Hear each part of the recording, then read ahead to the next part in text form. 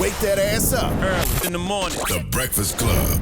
Yep, Charlamagne the God, Angela Yee. Envy had to go, but man, we got one of my favorite people in the room right now, man. This brother is so necessary in regard to anybody any man in particular who's trying to stay mentally and emotionally healthy. My man King J. Barnett is here. King, what's good, brother? I'm blessed, black, and highly man? favored. How are you, man? Good, man. Good to see you in New York. You like the city? Man, I love the city. I visit several times. I got my nieces with me, boy. I ran them around yesterday. Okay. They was like, man, New York is a different beast. But no, I love the city, man. So it's been good. What you doing? You just... Yeah, we was up here. So my nieces, they just finished 5th grade and they going to middle school. So this is like their 5th grade trip. So I brought them up here with me, and just so happened everything was aligned to work together for me to come up here. And so yeah, so they first time flying. Mm-hmm. So it was just been a whole experience for them, man. So yeah, it's been cool though. And they have to wear a mask on the plane, right? Oh gosh, and I fell asleep. My mask was here. Lady woke me up. And like she said, "Put your mask on your nose." And I was upset because my sleep was disturbed. And it's good to see you in person too, because last time we saw you, you was on the Zoom with Queen Taraji and Queen Tracy. That's when I got put on too. Yeah. So I know that y'all have something going on now. Is he? You know? Oh, okay. I know Taraji has the unspoken curriculum. She was. What is that about? Yeah. So the unspoken curriculum is where we're going to be talking about the experience that black students are having in classroom. There's many implicit bias that these students go through from their experience. And a lot of time, black students are treated differently based on behavior, based on different learning differences that they're having. But a lot of times, our students are criminalized. Mm-hmm. And so I think rather than being criminalized, these students more so have clinical issues. Mm. So when you have a student that maybe have a behavior issue, and black boys are more likely to be suspended than white boys, and then our black girls are more likely to be suspended as well. And so the unspoken curriculum is also going to provide a space for these boys to come in and to talk about these different things. And so I'm going to be spearheading along with Dr. Yeshiva and Brother Alfonso, who is a black male therapist as well. And so we'll be providing space for the 6 weeks and kind of talk about how to manage these spaces, because when these black boys go in these classrooms, man, or just black students, mm-hmm. their experience, man, it really does affect their confidence. So if my issue is that I'm really suffering mentally because of what's going on at home, and school is just a place where I act out at, and if I get suspended, so I'm now feeling like, well, school is not the place where it's going to advocate for me. And when you look at these black students, very few white teachers are taking out the time to provide resources and to provide the level of care that they need. Mm-hmm. And so I agree with that. That's dope. I'm glad you guys are doing that, because I always say this: when I was in college, I thought I was going to be a teacher. So I did this teaching program for 6th and 7th graders. And I was in a neighborhood that was mostly Dominican. There was one black student in the class, right? And he was Haitian. And so, they used to make fun of him all the time. And he had a lot of things going on at home. And sometimes teachers don't take the time to find out. Like, he would be hungry in school because he didn't have enough food at home to eat, because he had a lot of brothers and sisters. He wore like the same clothes all the time. And all those things take a toll on you. And then you come to school and the other kids are making fun of you. And then the teacher is seeing you acting out, but not even taking the time to understand like what's going on at home and what are these real issues and what about these students that are really giving you a hard time in class, and who do they talk to if they have those problems? Yeah, absolutely. Because when I started working in the schools as far as counseling and even my internship, a lot of the times when I would go to these white teachers and ask them, mm-hmm. Have you really sat and talked with this student? They didn't. Right. They automatically looked at the student and they saw the issue, is that he's disturbing the class, and really, the kid hadn't eaten. Yeah, the kid was homeless, and mm-hmm. there were so many kids that their home and family dynamic was just different, and school was just the way that they either felt safe, or in many cases, these kids you come to school and basically you just let everything out. Because let's take for an example, if you're getting abused at home, and usually the abuser who's been abused become the abuser. So which is where you have a lot of this bullying that is taking place. Mm-hmm. So the kid that is being bullied become the bully. But then again, he's acting out, and basically he's lashing out on what he's experiencing. Mm-hmm. And so if you don't sit down and talk to a kid, and then two, if you don't have a representation as a black male or counselor or a black male teacher, and especially in the space of education, where there's just not many black individuals as far as males to represent and to advocate for these young black boys. Yeah, man, that's why cultural competency is so important, right? It's key. Speak to that, Jay. Cultural competency, man, is so important. And so I think for me, right, when I was in grad school, I was the only black male student that was in my marriage and family therapy program. So I was a 1 out of 76. And I remember my experience in talking about different things when we were have our clinicals and our practicums, and all of these white students were trying to figure out how to work with black kids and to work with Hispanics. And one of the things I said to them, I said, what level of understanding do you have of the culture, of their family dynamics, of their backgrounds, even a certain colloquialism that we have in our language? Mm-hmm. And none of them had any understanding. They only had textbook. Mm-hmm. And so this is where they were failing, and they was disconnected, because you can use all the theories that you want, but if you cannot connect to a kid here, or connect to his culture, or connect to his family dynamic, you're not going to understand how to even connect with them, even in your methods and your theories. That's right. So cultural competency is key, that if you're going to advocate for black students, you need to understand black culture. Mm-hmm. Right. And if you're going to advocate for brown Hispanics, you need to understand their culture. You need to understand who is the patriarch, who is the matriarch. And just even those simple things, understanding that if you're working with black families, 9 times out of 10, you're going to be speaking with the mom. Mm-hmm. And there won't be a male presence there. Mm-hmm. And that dynamic is going to impact how you interact, and it's also going to impact how your methods, how effective are your methods. And so cultural competence is critical. Yeah, even when you talk about anxiety, because I've heard you say, somebody asked you to break down anxiety, and you said anxiety is being here, but wanting to be there. Man, when you say that, I understand exactly what you're talking about.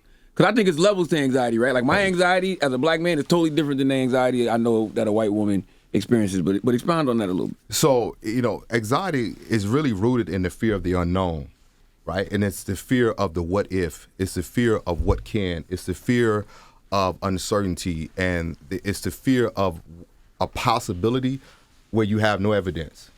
And so it's the fear of, what if they don't like me? And you haven't even walked in the room. That's right.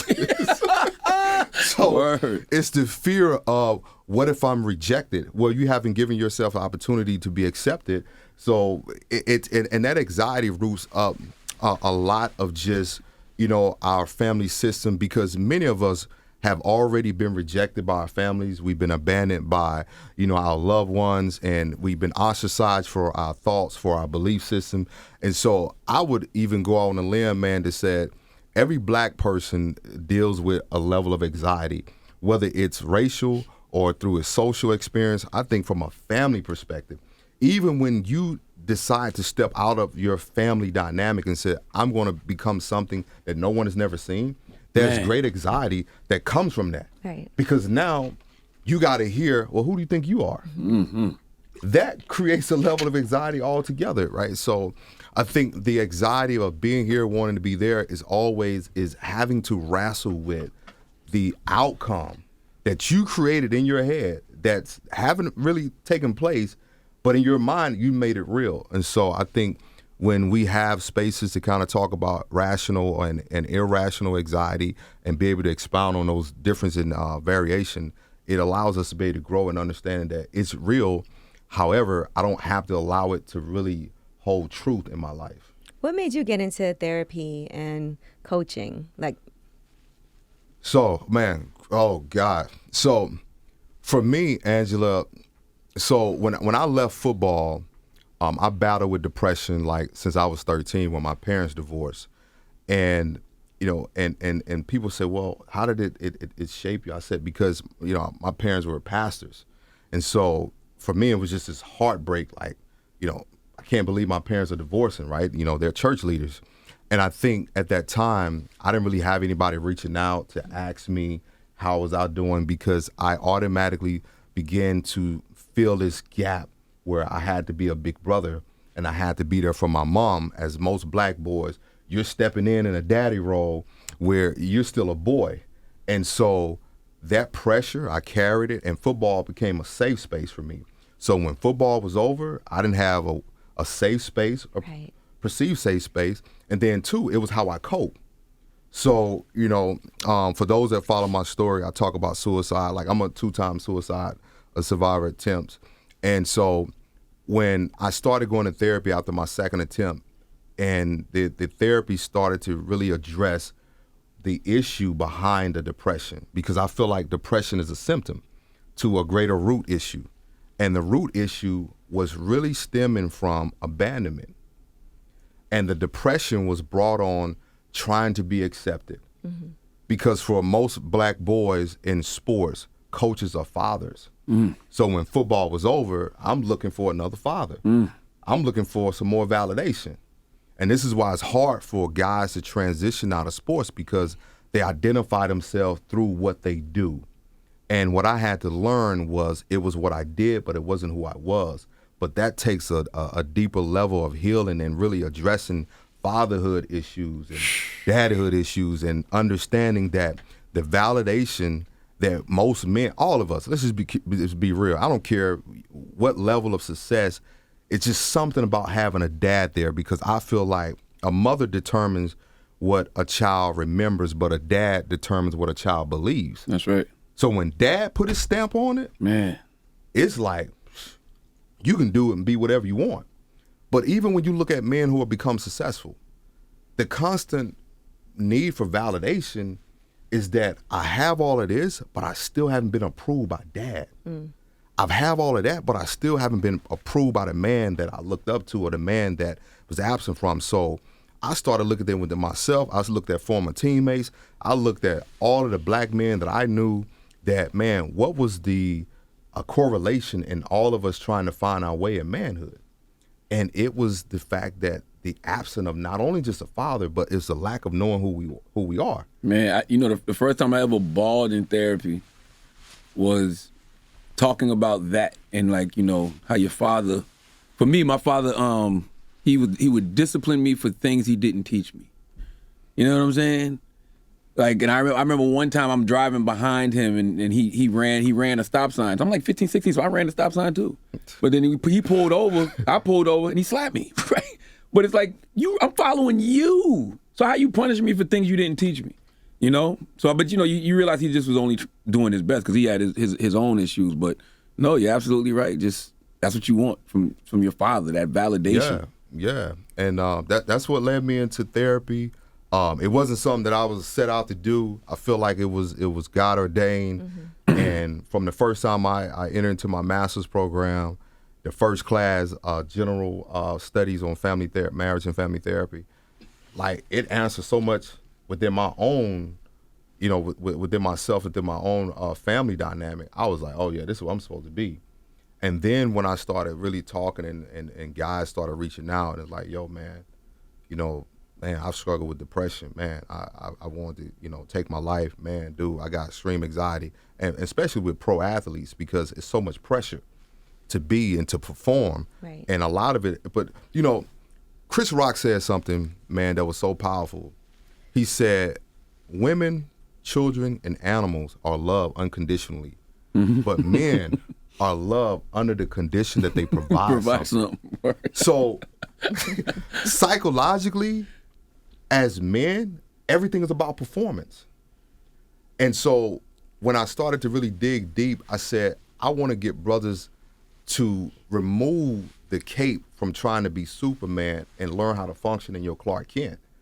And because that's really who Superman was. Right. The reality of it. And so it's just functioning who you are, because that performance thing is exhausting. It's tiresome. Does the league have anything for athletes who are transitioning from playing sports back into, regular life, or is that? They're getting better at it. Mm-hmm. They're getting better at it. And recently I partnered up with the NFLPA and the PA Players Association Foundation.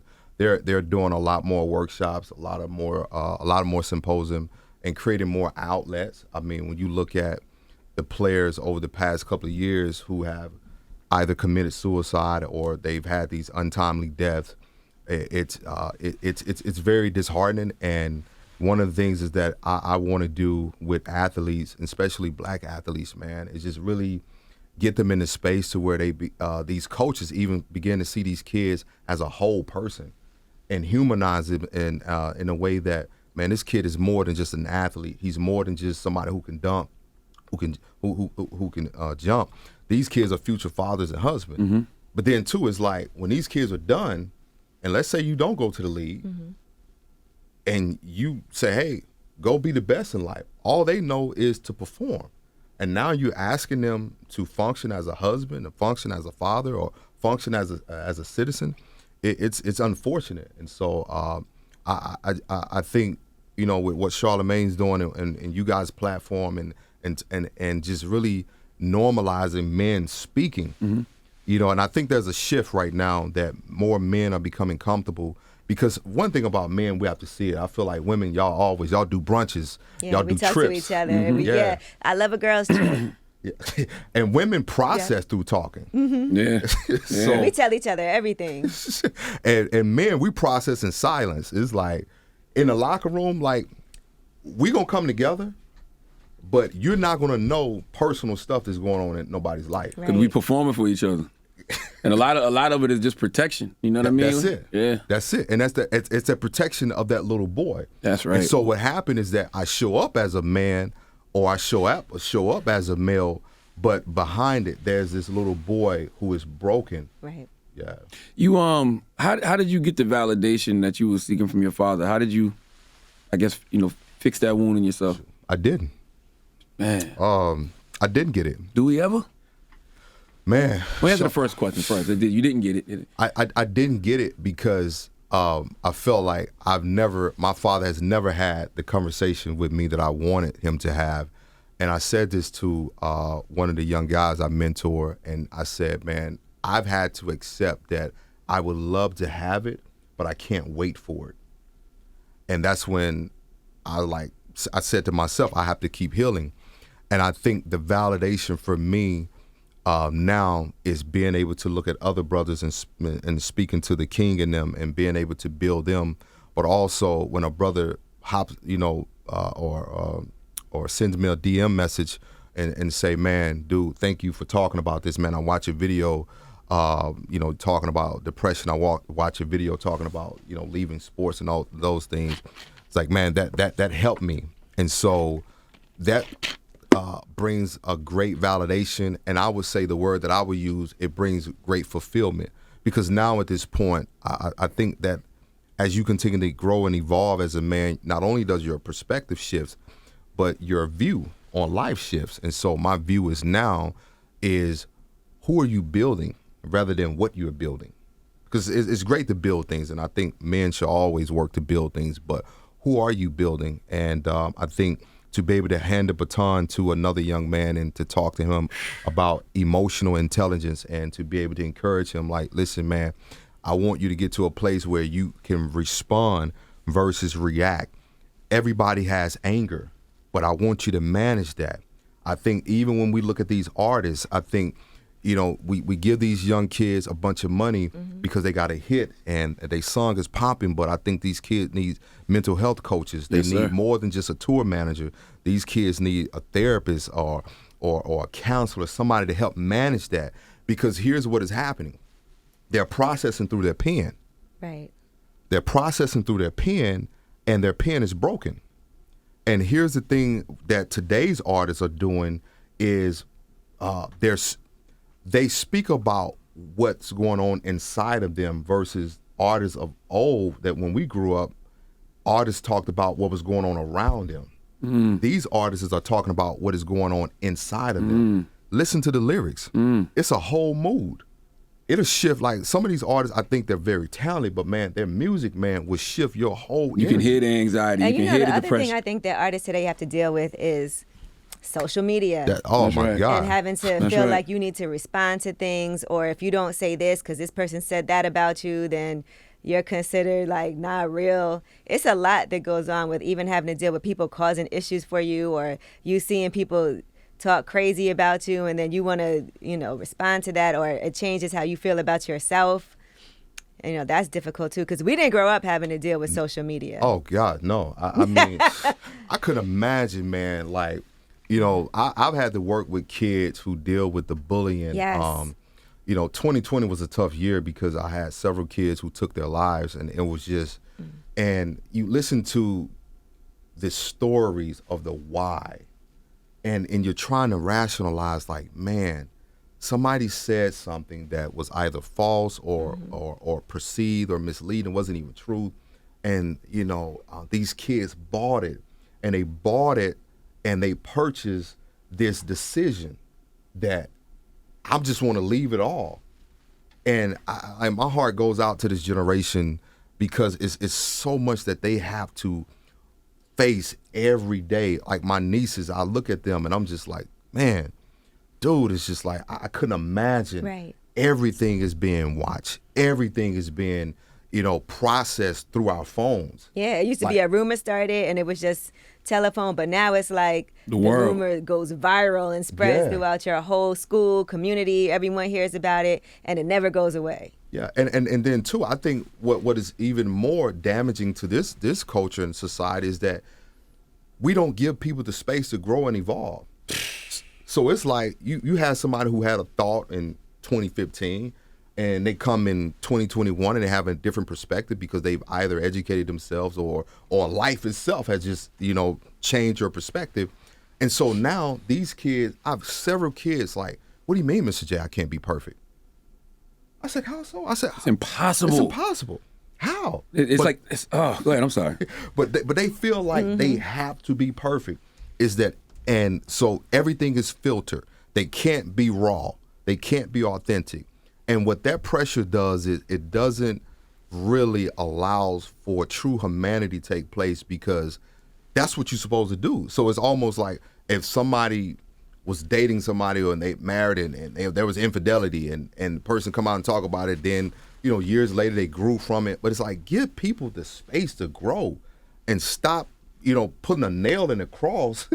And because you're teaching these kids, hey, if you screw up this one time, it's over. And I mean, it's a lot of pressure. I was talking to my homegirl Debbie Brown last night, and I was talking about the mindfuck of being in a position where, like, you can hear somebody say all of these great accolades about you, right? But then you can hear somebody talking negative about you too, and in your mind, like, well, who the fuck? You asking you, who am I? Exactly. Who am I? How do you explain that? What is that? What is that called? So, well, I mean, it's one of those things, man. I think it's the constant question of who we are, and one of the things that I really tell people: focus on what you can control, and that you can't control, leave it alone. Right. And the only thing that you can really control is how do you see yourself when you look at you? Because people are going to always see you according to their limited perspective of their experiences and either the people that they encounter. And a lot of times what you're projecting on me has nothing to do with me. That's your stuff. Yep. So if you feel that, oh, he's arrogant or she thinks she's that, no, you feel some type of way about some stuff that you're dealing with. And I just happen to be an innocent bystander in this process to where you formulated these thoughts and these opinions. And I think the more you become settled in that, because here's the thing that I think that is so important, is I'd rather be a private success rather than to be a public success and a private failure. And that's what we have people who that. Break that down again. You'd rather be I'd rather be a private success than to be a public success and a private failure.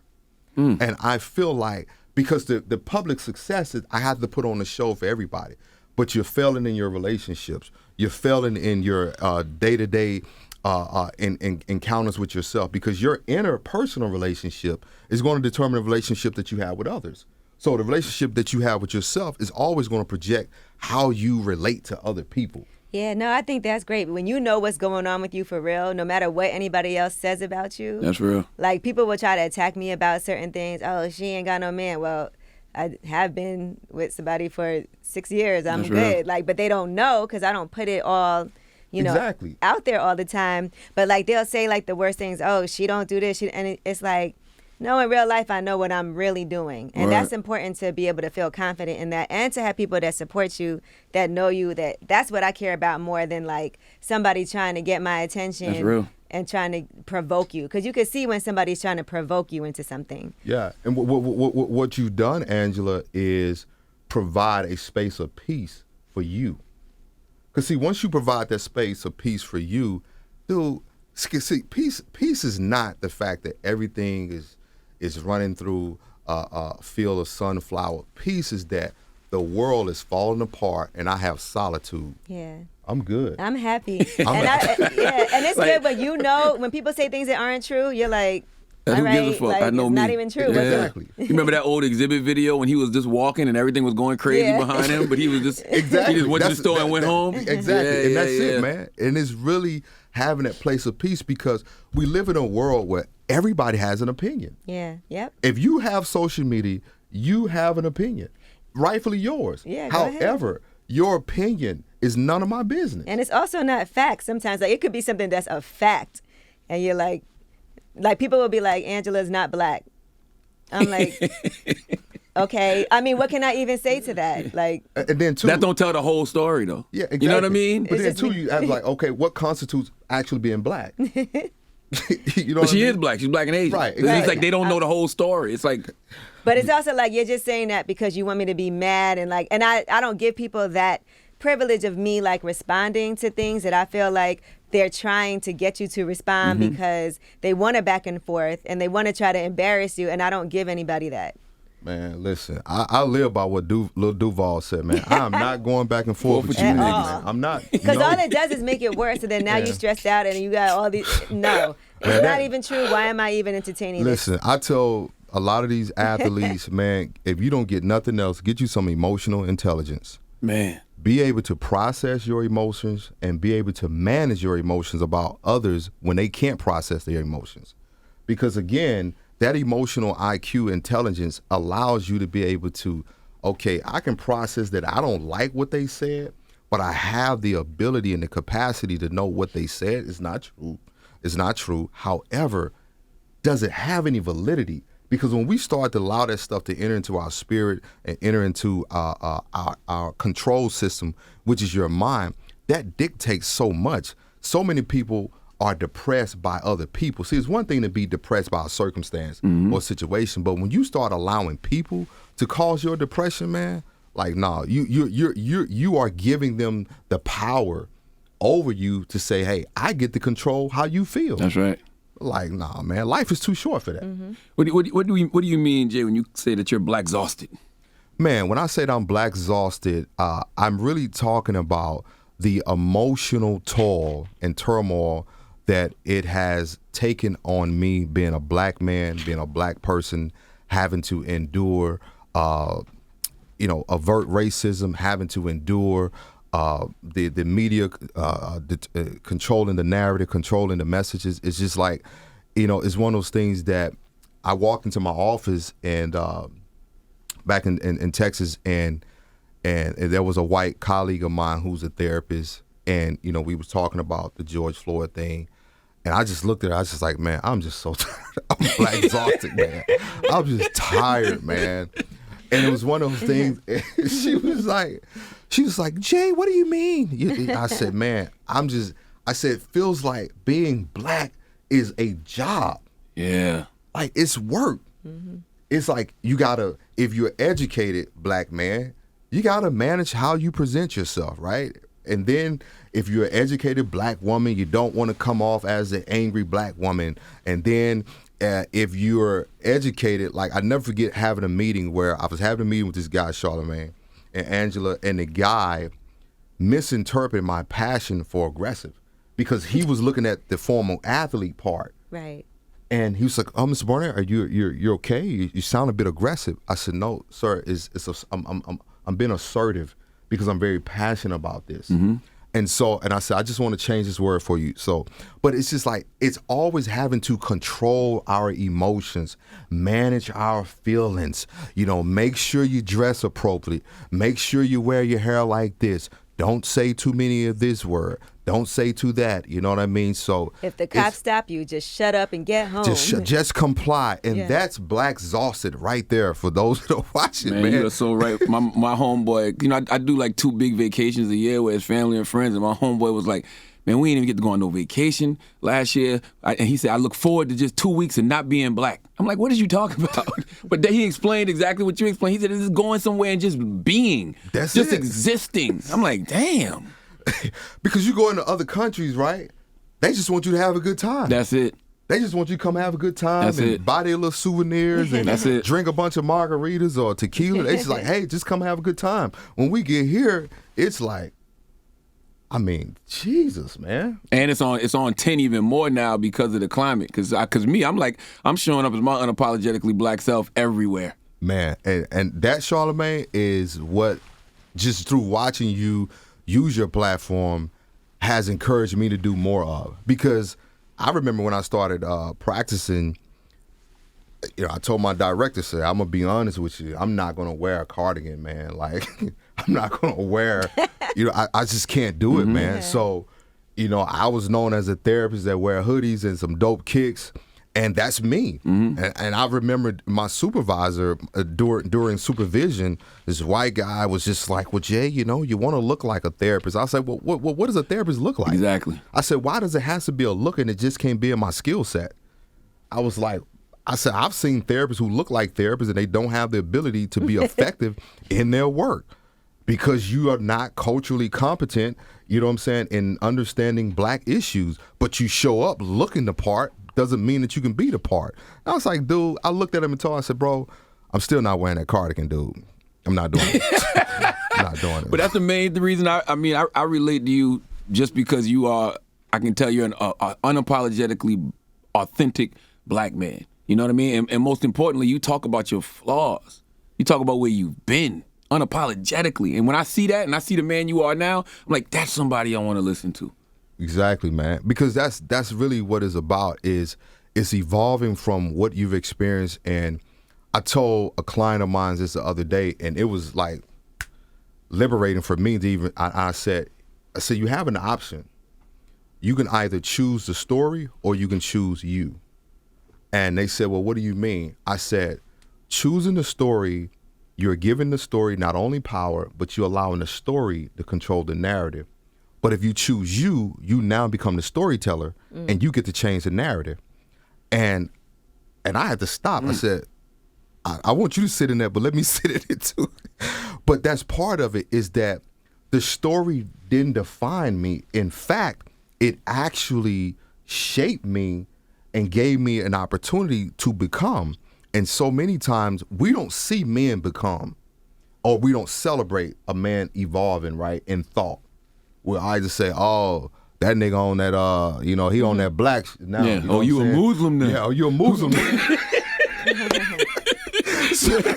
and so it's like, nah, how about we give our brothers a credit for, like, man, wow, this guy's evolved. Like, when I listen at different artists, you know, have different perspectives, I'm like, wow, man, that's dope. Because I look at the storytelling part of it. I mean, you look at the Nas, you know, I mean, State of Empire. New York State of Mind. Yeah, New York State of Mind is like one of my favorite songs. But when you look at him making these investments and the investment that he made in the door ring thing, and it's just the evolution that it took to move just from being a rapper to a business person, and just it's those things that I look at as a black man. I'm like, man, that's dope. But you don't hear that because the media don't really show you men evolving. Now, they'll show you their failures. That's right. They'll show you their scandals. That's right. Oh, he had 2 chicks, you know what I mean? And like, he had a side chick and he had a baby mama, but it doesn't show you the evolution of men. And I think when men begin to see other men evolve in thought, you're going to see a change in men's behavior, because even boys doesn't see it, because boys know, well, we ain't going to celebrate the fact that, you know, you evolve. You know, we'll celebrate you got that bag or your album is doing well. But when the guy comes out and says, nah, man, I'm going to therapy, man, because I realized my album was doing well, but a lot of my storytelling was from the fact that I was abused as a boy. You know, you don't hear men talking about being molested. And molestation has ran rapid in black communities. Yeah, I got molested when I was 8 by my cousin's ex-wife. I remember even when Terry Crews was talking about his situation and people were making fun of him. But making that again, that's my case in point. It's like when, you know, we got to provide space for men to be open. Yeah, you know the conversation we didn't have with Terry? It's the fact that he thought like we talking about being a black person in that position, he had to move a certain way, even though he still should have slapped the shit out the dude. But you know what I'm saying? But in his mind, he was trying to, he's trying to, like he don't want to be the angry agent, black but we're man. also in a room full of, you know, Hollywood white people. That's right. And if I do anything crazy, I'm going to That's be the right. wrong person. And That's it caught right. him off guard at that moment, too, because you don't expect something like that to happen. That's right. And sometimes you could say what you would do, but when it happens to you, you are stuck. He smacked the dude in the party. The dude goes, "Why'd you just hit me?" Exactly. He touched me. What you want to say? He touched me? Like, I can see the mind fuck he might have been in. Exactly. And here's what people want to say. Look how big you are, Terry. How did that guy do that? It's even worse. You know what I mean? And so there's and we have to create better spaces for black men to be honest about their truth and not be judged by it. You know what I mean? And you gotta say fuck what white people think too sometimes. Yeah. Sometimes you might have exactly. to. Yeah, you might lose that job. You might lose that opportunity. You know what I mean? Oh, yeah, exactly. Yeah. Yeah, but that's a hard thing if you need it. You know what I'm No, I saying? get Like it. people I are get in it. situations where they're just getting by or they're behind on things and they can't even think about risking losing a job, you know, and they have to figure out how to move. Yeah, and we call that in the therapy field, you know, you have two dynamics. You have flight or fight mode, but that other aspect of it is freeze. Yeah. It's almost analysis paralysis to where you can't do nothing because the brain is trying to process like, yo, dude just touched me. And what do I do? And that you know, just even when with him sharing that, and then, you know, like I never forget somebody was like, man, how do you know, talk about, you know, taking a drug overdose and trying to take your life? And I said, at this point, how can I not? It's like, man, you realize how many people that have been saved from my story. So I think the more space that we create for brothers and we normalize it to where, man, we can hear a brother's story without, because, and I want to go back to the molestation thing, right? It's because it's almost a thing that when men speak about molestation, you have a lot of men now, they're concerned about whether their sexuality is questioned. You know, if you come out to somebody and says, yo, I was molested, oh, so you gay now? Like, it's like, no, what? Right. But I also think when boys are molested by older women, they look at that like it's As supposed a rite to be of passage. That was me. It's supposed to be cool. Like, oh, that's dope. You and your teacher got down, and it's really sick that a teacher would do that, or that somebody older would, or the babysitter or whatever, however it happened, they look at it like this was my first experience, you know, whatever. But it really is traumatizing. Yeah, I think about talking to my homeboys when I was 8 or 9, and we talking about those experiences, but we like, nigga, you lying. Ain't happened, but that's what was happening. We were getting molested and didn't even realize it. Yeah. I remember some instances, and because I think, and I've even heard this, that a lot of black boys' sexual encounters were from older women. Mm-hmm. And this is the thing too, I think that is so sometimes heartbreaking about the black culture is that we don't have a rites of passage experience. That, you know, you have the bar mitzvahs, you know, in the Jewish community, and Hispanic girl has the quinceañera, you know what I mean? And so it's like for black men, we don't have that. And a lot of time, it's always in a sexual experience that, oh, you got some? Oh, you a real nigga now. Yeah. You know, oh, you a man now. Yeah, it's dumb and it's shit. like, and really it's dysfunctional. And as you said, Angela, it's traumatizing.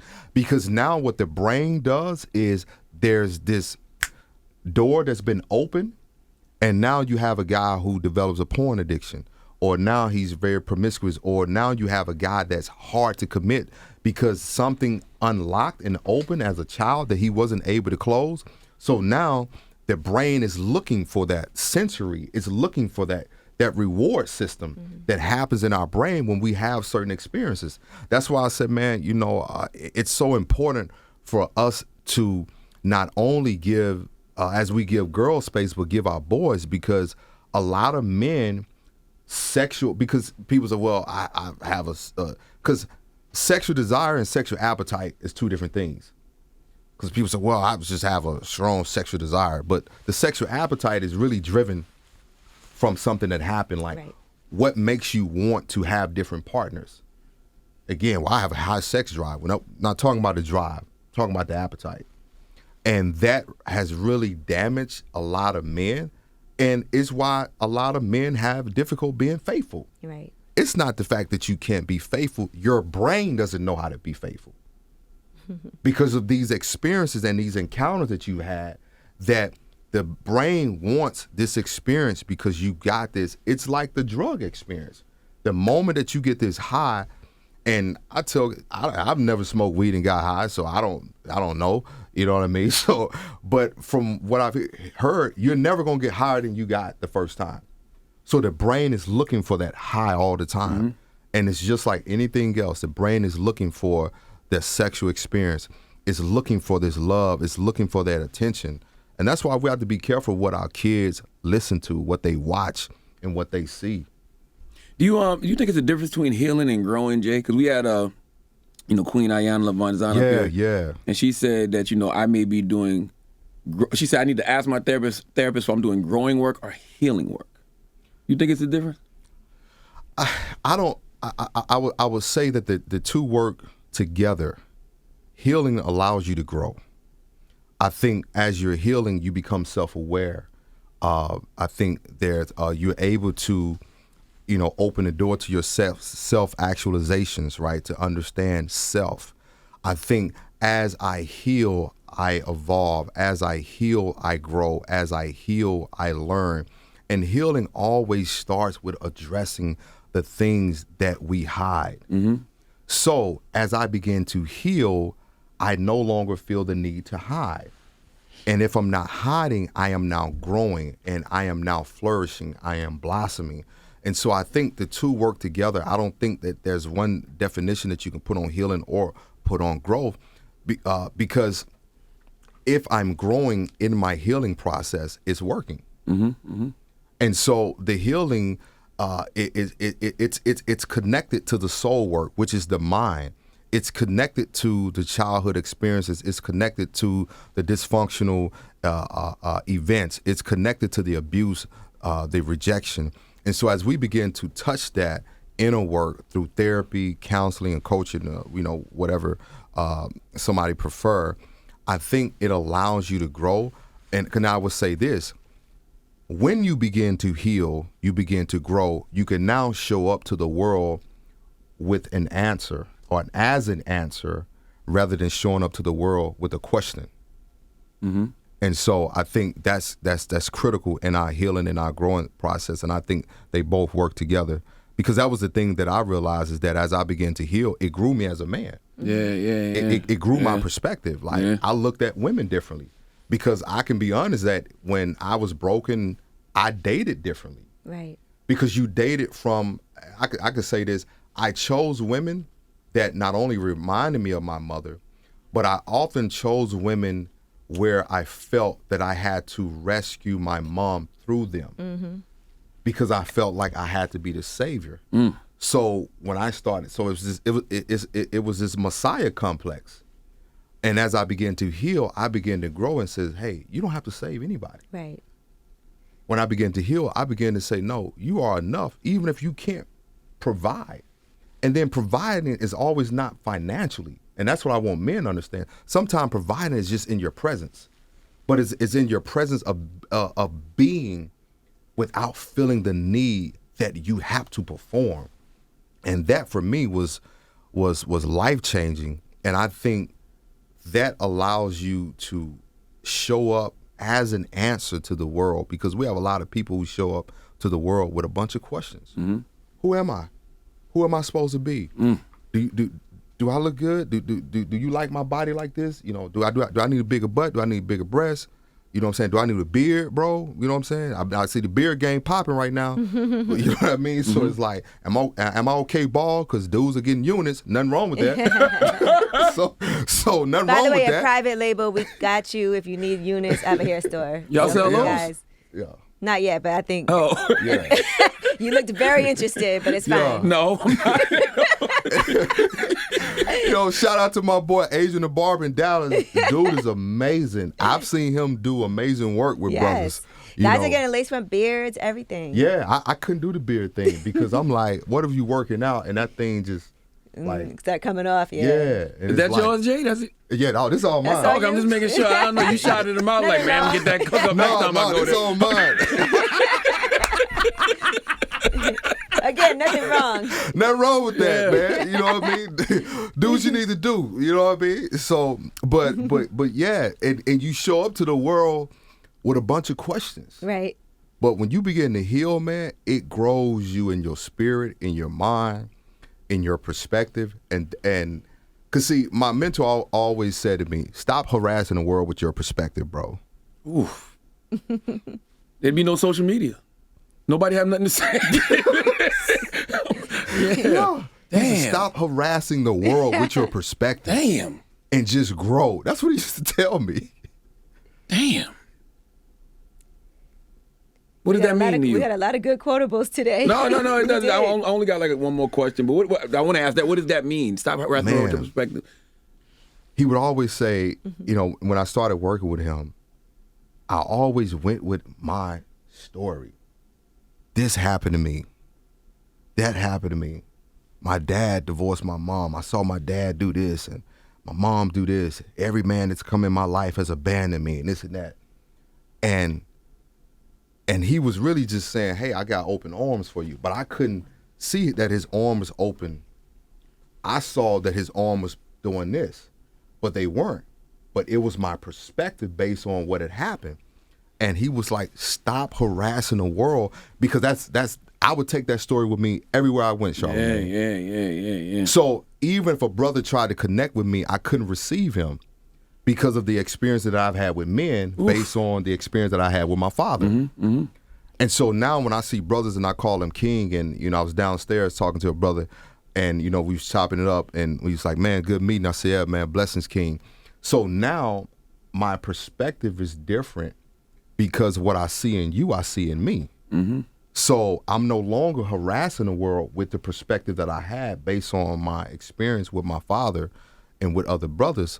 I am now showing up with that answer that's not my perspective no longer. It's not all black men abandoned, because that was like I had the identical Saul and David effect. I would meet a brother when I was young, take me on his wing, and then I wouldn't hear from him. Mm-hmm. You know what I mean? So it's like the brother would see potential in me, and I felt like, dang, he would just desert me. Oh, I'm gonna come hang out with you, man. I'm gonna come to the game. Then I was like, and that was my brain, like, man, this nigga ain't about nothing. Like, that was what I'm saying to myself, like, oh, he's just like the rest of them. And my mentor was saying, I'm not gonna tell you that I'm not like them. I'm just gonna be who I am to you. And when you're ready to shift your perspective, you'll see me for who I am. Wow. My last question is what does healing look like to you? Because I love the hoodies, the heel hoodies with the period at the end. Yeah. You know what I mean? You should have bought. You ain't bring none. Yeah, you already did. Oh, let me show people.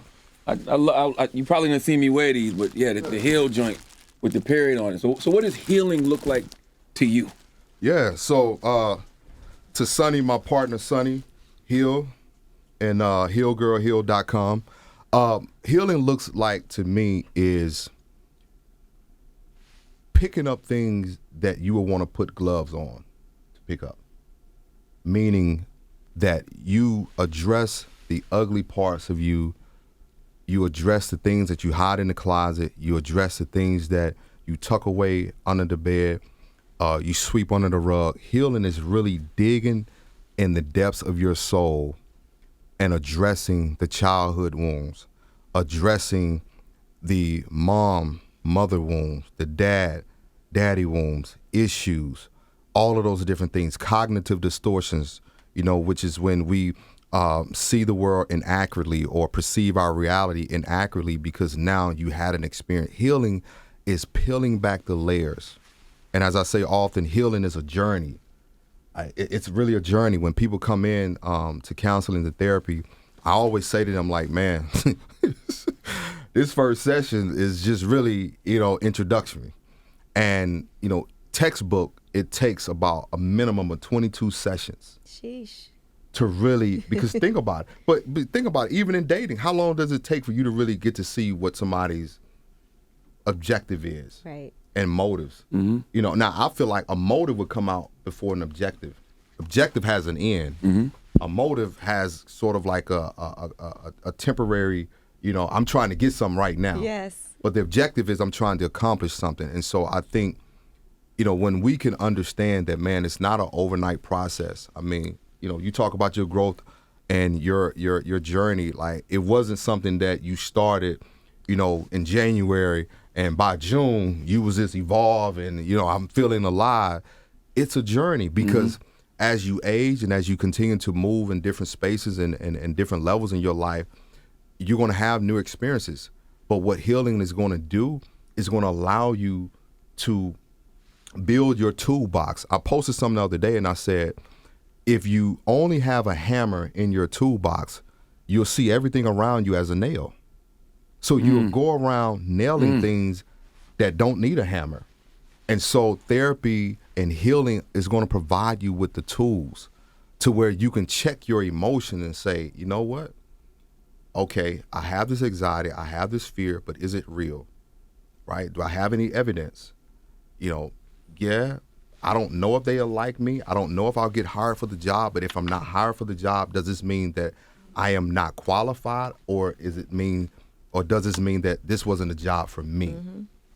And so healing looks like being able to remove that lens of brokenness, that lens of hurt and abandonment, especially in our community, because we carry around so much trauma because we have such a traumatic lens from racism. And then our families, we have so much secrecy in the Black community. I feel like secrecy drowns out advocacy. You know what I mean? Think about how many times you showed up at a family reunion and it was just like, oh, you thought it was just a family friend and found out, it was. That's your brother or your That's sister. your brother. And you're like, oh, I thought that was just. Yeah. And it's just like, and it's like somebody's got to die, and then y'all got to tell, well, yeah, he molested such and so. Well, you ain't want to say nothing. Healing looks like peeling back the layer from all of that shit. Yeah. And I mean it just like that. Healing is ugly. It is not pretty. It is not this rose bush you're running through. It is not a post of somebody holding a glass of wine. Girl, I'm over here healing, doing me. No, healing is like you got a box of tissue over here. Healing is you got a couple of books over here. Healing is you got this journal. And then healing is like you probably got a room where you just got to sit still and not only be introspective, but be reflective. And so healing, it's tough. But I would tell people this. When you get to the other side of it, man, it improves your quality of life. That's a fact. Where you get the hoodies from, man? What's the website? So the website is healgirlheal.com. Healgirlheal.com. So, and I think we're doing tank tops too for the summer for, everybody who want to, put on your muscle shirt. So we're just pushing this heal movement. And I'm excited to be working with Taraji again on the unspoken curriculum, man. Like this is needed because our Black boys need someone to advocate for them, but also need a space on how do they manage their mental health in this space. So, give me your Twitters and Instagrams. Yeah, Jay, my so Twitter and Instagram is King J Barnett, and I have a online coaching, mental health coaching platform, which is kjbcoaching.com. Jay, I love you. I value you. I appreciate you, King, man. Just thank you and just keep existing, my brother. Yeah, absolutely, brother. I value you, man. Yes, sir. Love you, brother, man. And it's just been beautiful, man, to watch you evolve. And Angela, thank you, man, for not only the work that you do, but just you guys being authentic, man. So I think that's beautiful to have people, because so many people that, man, dude, they're performing, and by the time they get home, they don't like the show that they're putting on. Right. So I've been. Don't get me wrong. I've been there. Yeah, we all. I've been there. And so no, thank you both for the work that you guys do and for your platform. No, thank you for what you do. It's the Breakfast Club.